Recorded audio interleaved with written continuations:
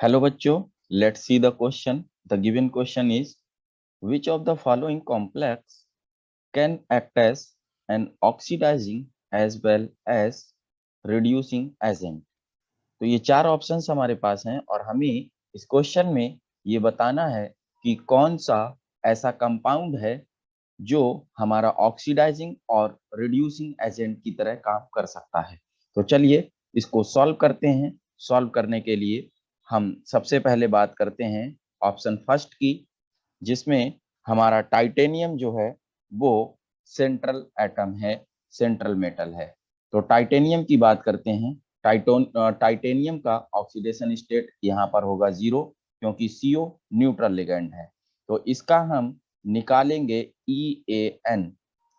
सभी का EAN निकाल करके देखते हैं हम। अगर इफेक्टिव एटॉमिक नंबर किसी नोबल गैस के बराबर आ जाता है तो वो हमारा ऑक्सीडाइजिंग और रिड्यूसिंग एजेंट की तरह वर्क कर सकता है। तो इफेक्टिव एटॉमिक नंबर जब हम निकालते हैं तो वो होता है हमारा एटॉमिक नंबर ऑफ टाइटेनियम जो होगा वो होगा हमारा 22 माइनस, यहाँ पर हम क्या करते हैं ऑक्सीडेशन नंबर जो कि हमारा 0 है, प्लस 2 इंटू कोऑर्डिनेशन नंबर जो कि हमारा कोऑर्डिनेशन नंबर है वो है हमारा 6। तो यहाँ से जब हम सॉल्व करेंगे तो ये आएगा हमारा 34। कितना आ जाएगा? 34 आ जाने की वजह से ये जो होगा हमारा किससे, नोबल गैस के एटॉमिक नंबर मतलब 36 से लेस है, तो ये ऑक्सीडाइजिंग एजेंट की तरह वर्क कर सकता है। Hence acts as oxidizing agent only. ये हमारा सिर्फ और सिर्फ ऑक्सीडाइजिंग एजेंट की तरह वर्क कर सकता है। इसी तरीके से सेम काम हम बी ऑप्शन में करके देख सकते हैं। यहाँ पर मैग्नीज हमारा सेंट्रल मेटल है जिसका ऑक्सीडेशन नंबर 0 है।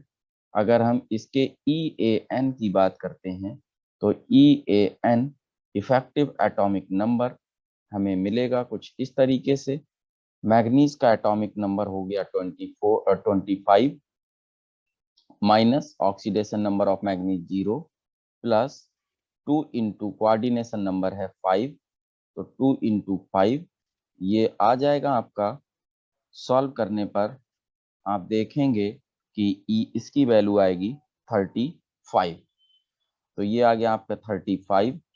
तो ये भी हमारा नोबल गैस के एटॉमिक नंबर से कम है, तो इसीलिए ये भी हमारा क्या होगा, सिर्फ ऑक्सीडाइजिंग एजेंट की तरह काम कर सकता है। Hence acts as oxidizing agent only. सिर्फ और सिर्फ ऑक्सीडाइजिंग एजेंट की तरह काम कर सकता है। इसी तरीके से चलिए अब हम सी को भी चेक कर लेते हैं। तो सी में हमारे पास मैग्नीज सेंट्रल मेटल है जिसका ऑक्सीडेशन नंबर फिर 0 है, और इफेक्टिव एटॉमिक नंबर हम जब इसका कैलकुलेट करेंगे तो हमें मिलेगा 25 माइनस 0 प्लस 2 इंटू